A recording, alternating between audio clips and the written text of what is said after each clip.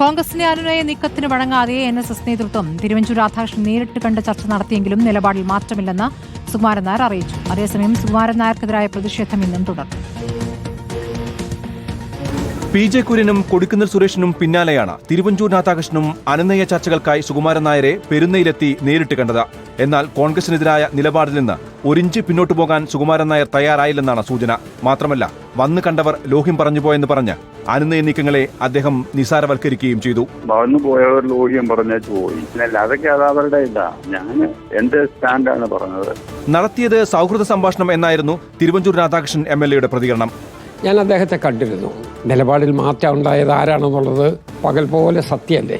Nair service society എടുത്തിരിക്കുന്ന ഒരു നിലപാട്, ആ നിലപാടിനെ ഒരിക്കലും കുറ്റപ്പെടുത്താൻ കഴിയും എന്നെനിക്ക് തോന്നുന്നതേയില്ല. അതേസമയം സർക്കാർ അനുകൂല നിലപാടിൽ ജനറൽ സെക്രട്ടറിക്കെതിരായ പ്രതിഷേധം തുടരുകയാണ്. നെയ്യാറ്റിൻകര കോട്ടക്കൽ NSS കരയോഗത്തിന് മുന്നിൽ പ്രതിഷേധ ബാനർ ഉയർന്നു. തിരുവാർപ്പ് കരയോഗം സെക്രട്ടറിയും സുകുമാരൻ നായരെ വിമർശിച്ച് രംഗത്തെത്തി.